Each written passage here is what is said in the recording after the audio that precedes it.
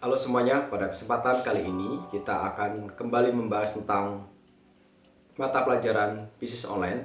Pada kesempatan kali ini saya akan membahas tentang kelanjutan dari bab kemarin, yaitu adalah pemasaran dalam e-commerce.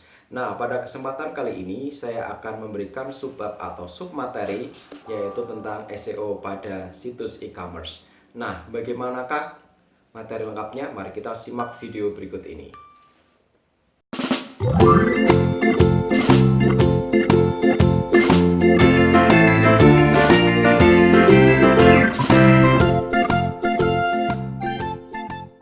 Ini jangan lupa untuk selalu mengunjungi channel Bimbel Demos.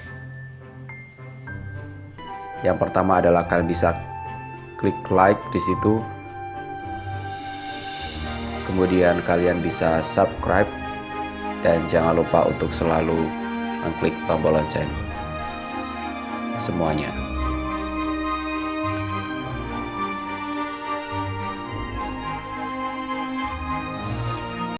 Nah, untuk mengembangkan channel ini, sekali lagi jangan lupa untuk selalu like, comment, share, dan klik tombol subscribe-nya.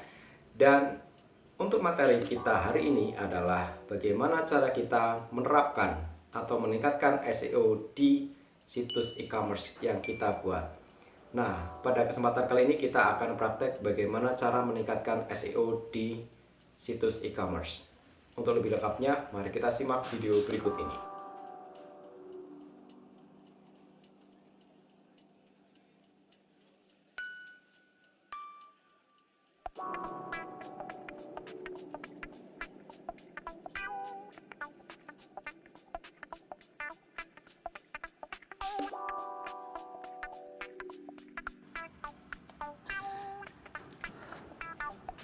Pada kesempatan kali ini saya akan membahas tentang SEO dalam e-commerce.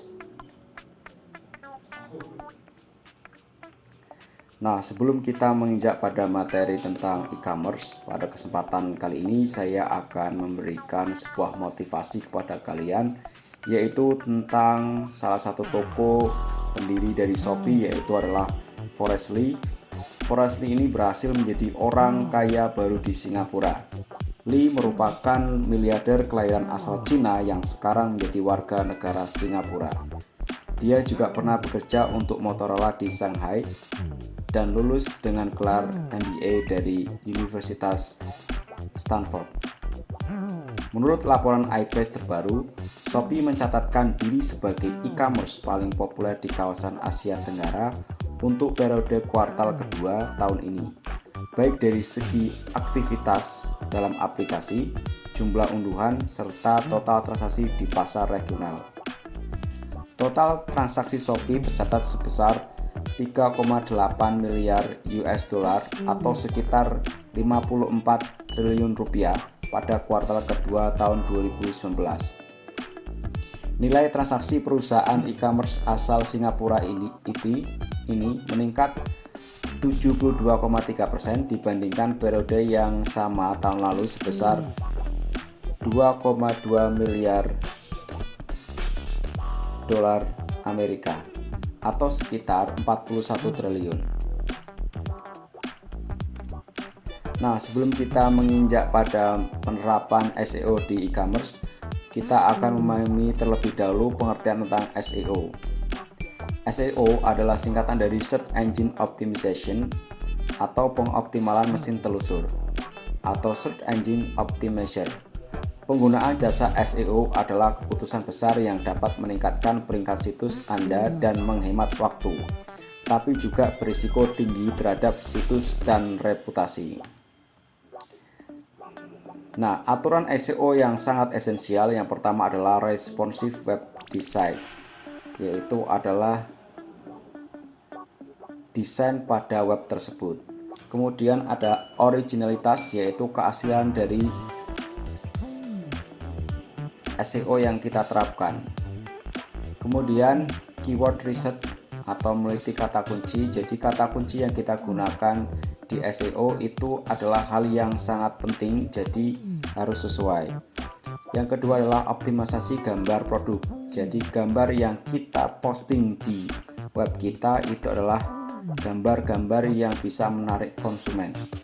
Kemudian ada page URLs, yaitu adalah link pada page yang kita gunakan.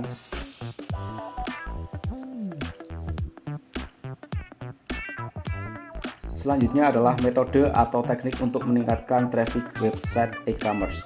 Yang pertama adalah tulis konten lebih banyak, kemudian desain dan layout yang baik, kemudian gunakan nama domain sendiri, kemudian gunakan stumble upon, kemudian post di blog orang lain. Mulailah tagging image di blog Anda. Jadi Anda bisa menggunakan tag berdasarkan apa yang Anda posting. Jadi tag itu adalah kata-kata yang sesuai, yaitu adalah kata kunci yang ada di website kalian. Kemudian adalah respon segera, komentar dan email. Kemudian berkomentar pada blog lain. Kemudian submit blog Anda ke search engine. Kemudian jalin kerjasama dengan blogger lain. Adapun perbedaan dari SEO itu ada dua, jadi SEO on page dan off page. Jadi perbedaannya adalah SEO on page lebih tertuju pada optimisasi di dalam tubuh blog itu sendiri. Hanya seorang admin blog yang bisa melakukan kendali terhadap SEO on page. Untuk arti lebih jelasnya adalah optimisasi SEO pada template blog. Untuk template blog keluaran terbaru 2015 free dan premium biasanya sudah dipersenjatai dengan SEO seperti meta tag, title tag, alt tag. Kita tinggal menyempurnakan saja. Kemudian untuk SEO off page adalah optimasi blog di luar ruangan lingkup template. Hal ini dapat dilakukan dengan cara berpromosi ke media sosial, menautkan link pada blog direktorat atau directory, menempatkan link pada sebuah forum, atau juga bisa dengan cara membuat blog dummy. Jadi kita bisa bebas menanam link yang tertuju pada blog utama kita.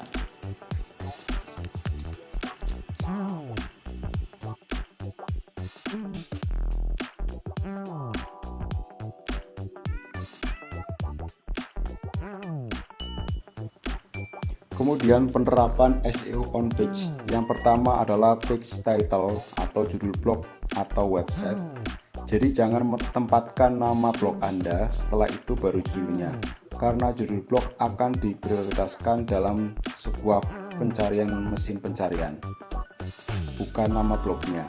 Kemudian kalian bisa melakukan untuk hal ini adalah login ke Blogger, kemudian klik ke template, kemudian edit HTML, kemudian temukan kode seperti di bawah ini. Ada title, data, blog, title, garis miring dan sebagainya. Itu merupakan pengkodean atau pengkodean dalam sebuah algoritma di komputer. Kemudian setelah itu kalian bisa copy ini atau menggantinya. Kemudian kalian klik simpan untuk perubahan. Yang kedua adalah meta tag. Meta tag adalah kode yang ditempatkan atau dipasang di dalam template blog. Tujuan dan fungsi pemasangan meta tag adalah mempermudah robot Google untuk menganalisis semua atau seluruh konten atau artikel dalam sebuah blog, sehingga proses crawling dan indeks ke mesin pencarian jadi lebih cepat. Penempatan meta tag biasanya di antara kode head dan head. Jenis meta tag yang penting untuk blog adalah meta tag title, yaitu judul atau nama sebuah blog. Contohnya adalah Clickmania. Kemudian adalah meta tag deskripsi, yaitu fungsinya untuk mendeskripsikan seluruh isi blog. Sebagai contoh, misalnya panduan belajar blog untuk pemula. Kemudian ada meta tag keyword. Keyword berisi kata kunci untuk blog Anda sesuai dengan materi artikel blog agar mempermudah dalam hasil pencarian. Selanjutnya adalah meta tag verifikasi. Meta tag ini didapat setelah blog didaftarkan ke search engine seperti Google, Bing, Yahoo, MSN, Yandex, Alexa, dan sebagainya. Kemudian adalah artikel. Buatlah artikel yang bisa menjadi SEO. Apa yang dimaksud dengan pembuatan artikel menjadi SEO? Algoritma Google terbaru menekankan pada kualitas konten atau artikel. Buatlah artikel pilar yang akan memperkuat posisi blog Anda di search engine. Untuk lebih jelas,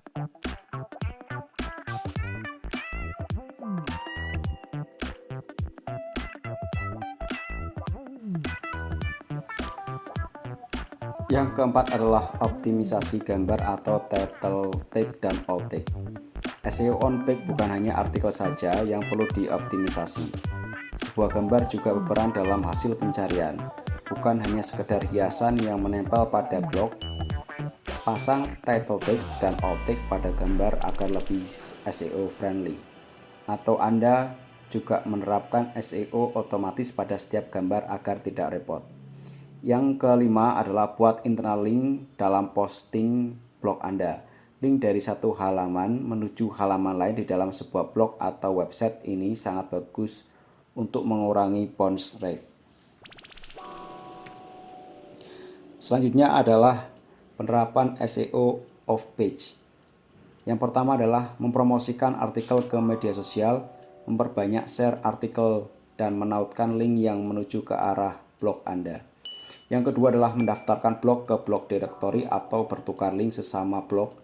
Hal ini akan lebih mengenal blog Anda. Yang ketiga adalah membuat artikel di forum-forum ternama. Siapa tahu Anda bisa menempatkan link Anda di sana, asalkan jangan spam atau sampah. Yang keempat adalah melakukan kegiatan blog walking ke sesama blog dengan kategori blog atau niche yang sesuai dengan blog Anda. Yang kelima adalah membuat dummy blog agar Anda bisa dengan leluasa menempatkan link yang tertuju ke blog Anda dalam sebuah artikel. Nah, selanjutnya kita akan melakukan praktek SEO di blog. Ya, pada kesempatan kali ini kita akan praktek, yaitu kita masuk ke blogger.com. Jadi masuk saja ke Google, kemudian kalian akan menemukan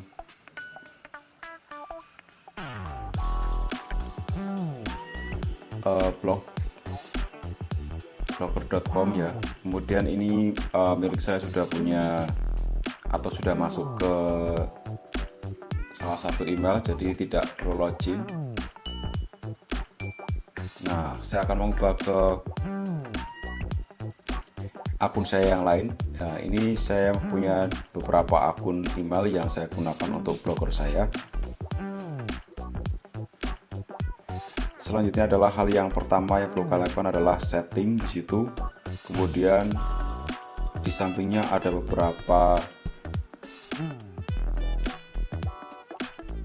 menu yang bisa kalian gunakan untuk setting SEO. Yang pertama adalah title atau judulnya. Kalian bisa mengubah judul ketika judul kamu perlu diganti, ketika judulnya sudah mengena atau mungkin sudah pasti tidak perlu diganti. Nah, untuk bagian deskripsi atau description, kan bisa menggunakan title dari judulnya, kemudian ditambah beberapa deskripsi. Biasanya di situ adalah deskripsi mengenai produk, baik itu produk jasa maupun barang berupa produk maupun jasa yang bisa kalian sampaikan di situ. Nah, bisa kalian menyampaikan adalah kelebihan dari usaha yang kalian jalankan sehingga menarik para konsumen untuk mengunjungi website Anda. Nah, untuk deskripsi ini memang agak sedikit panjang, jadi kalian bisa mengisi sampai 500 kata. Nah, ini kesempatan kalian untuk bisa membuat deskripsi selengkap mungkin tentang produk yang kalian jual. Nah, saya sarankan di sini kalian bisa memberikan nomor handphone agar memudahkan para konsumen untuk bisa menghubungi Anda ketika akan adanya order dari para konsumen.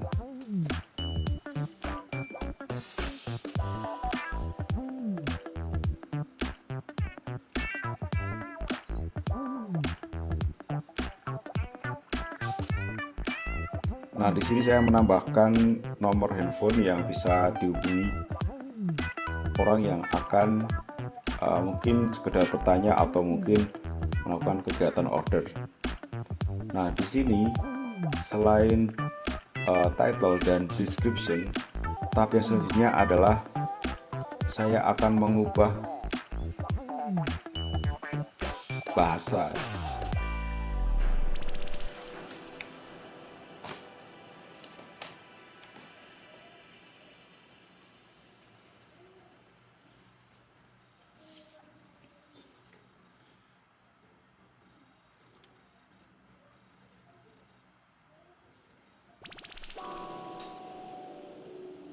Kemudian di sini kita akan mengubah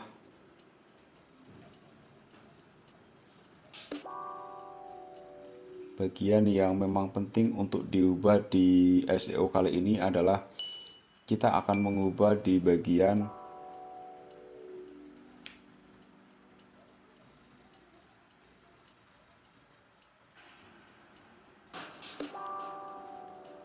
tag robot ya.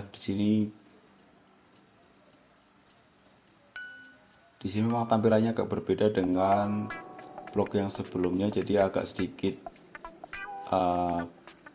mengalami kesulitan ketika kalian menggunakan blog yang baru ini. Tapi untuk isi itu sama, cuma yang berbeda adalah tampilannya, sehingga akan ada perubahan ketika kita melihat antara yang lama dengan yang baru. Nah, di sini kita akan mencoba melakukan meta tag terlebih dahulu. Di sini kalian klik aja biar aktif. Kemudian di situ kalian bisa menambahkan deskripsi.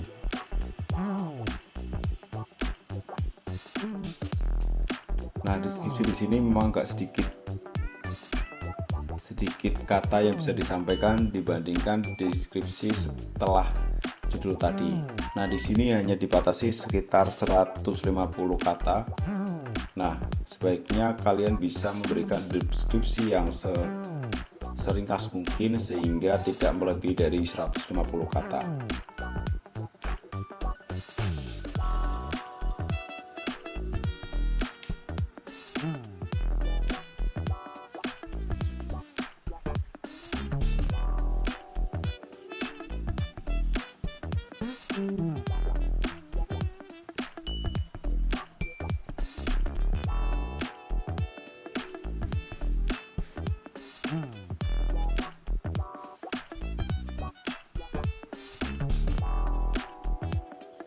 Nah, jika dirasa sudah cukup, maka tahap selanjutnya adalah kalian bisa menyimpan atau save.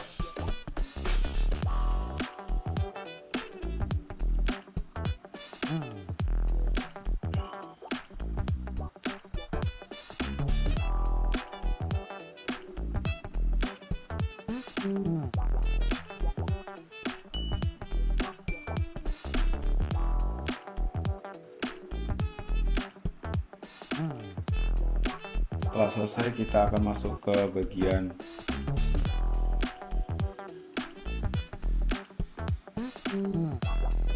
crawlers dan indexing. Jadi di situ kita enable custom robotnya kita aktifkan.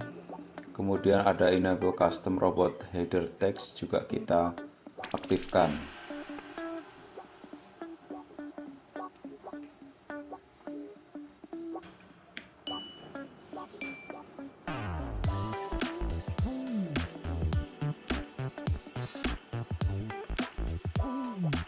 Nah, di situ ada beberapa menu di enable custom robot header text. Itu ada homepage, ya, archive, kemudian ada post.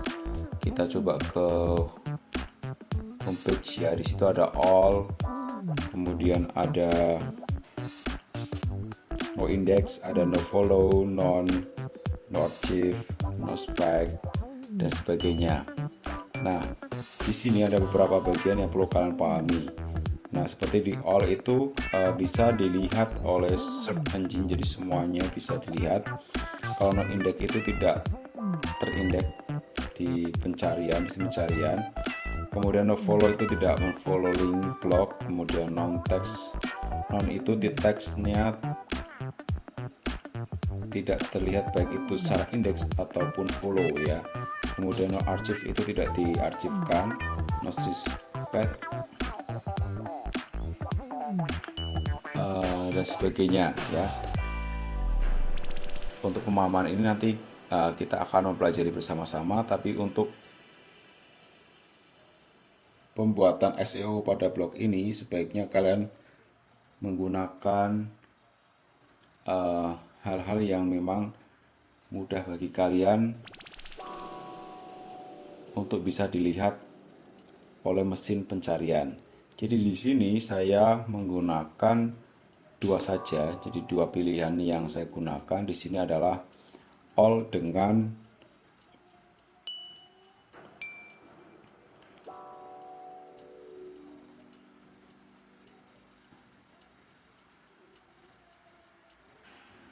no ODP ya. Jadi di situ kita sama, jadi all dengan dari custom dari homepage sampai bawah itu kita menggunakan yang sama. Setelah itu kita simpan. Nah, selanjutnya kita masuk ke Google Search Console. Jadi tadi kita klik ya Google Console itu. Nah, di sini ada dua, ada domain dan awal URL ya. Di Google Search Console ini kita akan seperti mendaftar ya. Di situ kita mendaftarkan sebuah ID.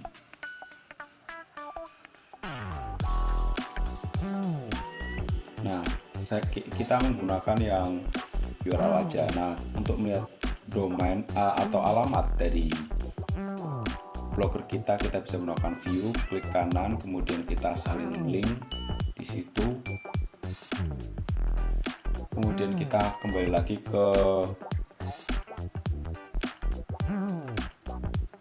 Google Search Console. Di situ kita pakai awalan URL, kemudian kita tempelkan atau kita pastekan di box tersebut, kemudian selesai.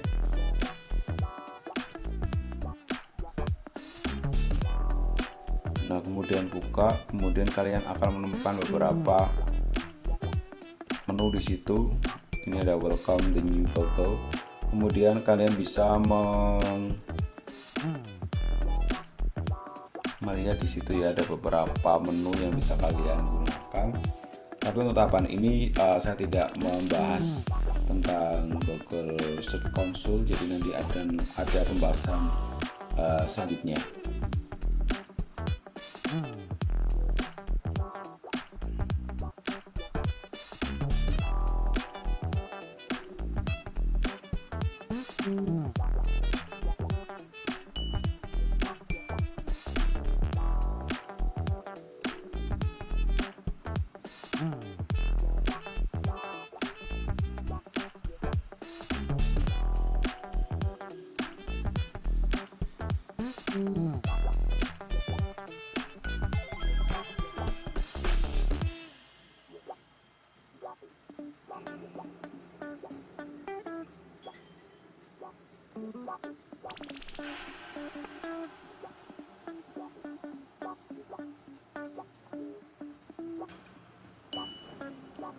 Selanjutnya kita akan mendaftarkan blog kita ke Google Analytics ya. Jadi kita masuk dulu ke Google, kemudian kita cari Google Analytics. Di situ kita akan mendaftar di Google Analytics.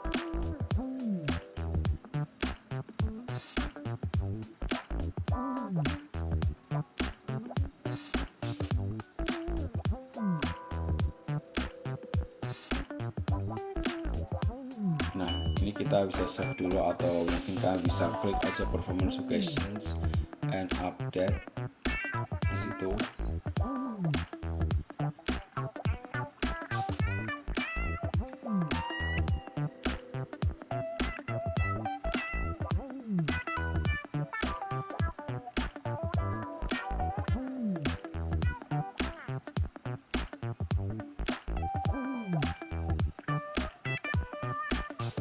Nah, di Google Analytics ini kita akan mencoba mendaftar untuk akun yang tadi ya, Bimbel Demos yang tadi sudah didaftarkan. Nah, ini kalian bisa set up for free. Nah, kan bisa memasukkan beberapa detail akun ya. Di sini saya memasukkan nama akun.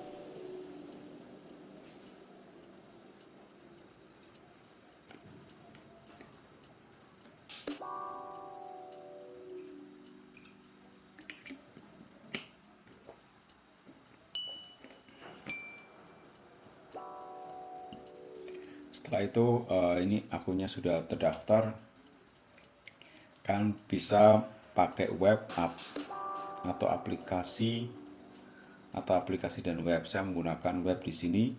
Kemudian saya masukkan nama, tapi sebelumnya saya akan mengcopy terlebih dahulu alamat dari blog saya.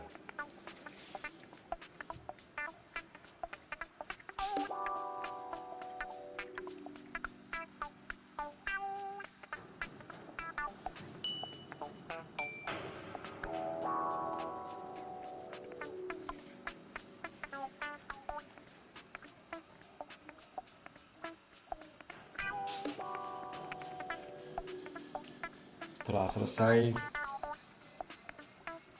ditulis nama websitenya, kemudian kalian salin tadi alamat dari blog yang sudah kalian copy.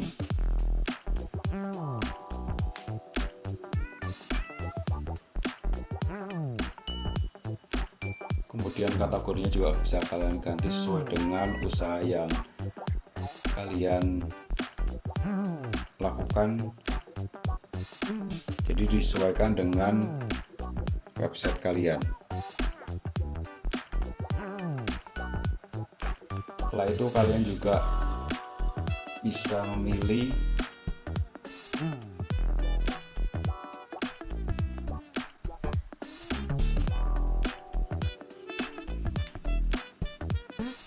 di sini pilihannya sangat banyak sekali. Nah, setelah selesai kalian cari waktu. Jadi karena kita di Indonesia, jadi sesuaikan saja waktu di Indonesia.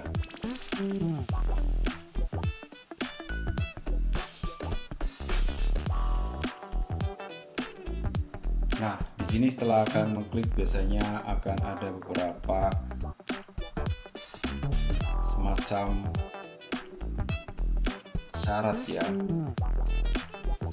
Nah, ini saya ubah dulu ke dalam bahasa Indonesia. Ini ada syarat layanan, jadi kalian harus mematuhi beberapa syarat yang diajukan dengan mencentang atau menerima persyaratan tersebut.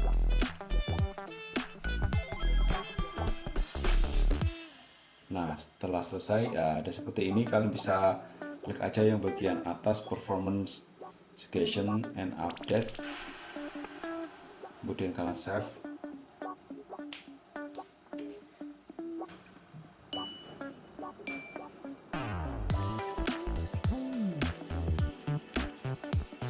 Tunggu loading sampai selesai. Nah, kalian akan mendapatkan ID di sini.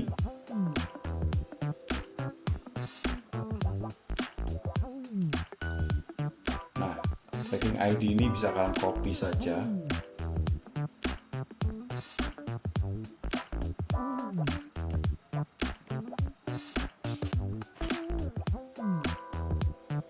Setelah selesai kalian masuk ke blog yang awal itu, kemudian di situ ada Google Analytics, kemudian kalian pastekan ID-nya di situ, kemudian save.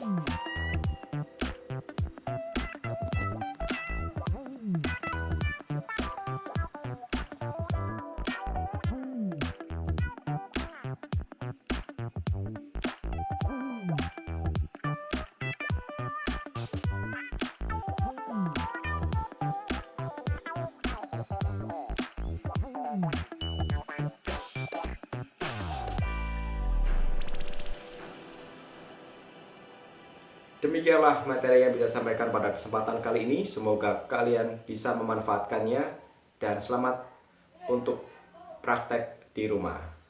Dan jangan lupa untuk selalu like, comment, share, dan klik tombol subscribe-nya dan klik tombol loncengnya. Terima kasih. Assalamualaikum warahmatullahi wabarakatuh.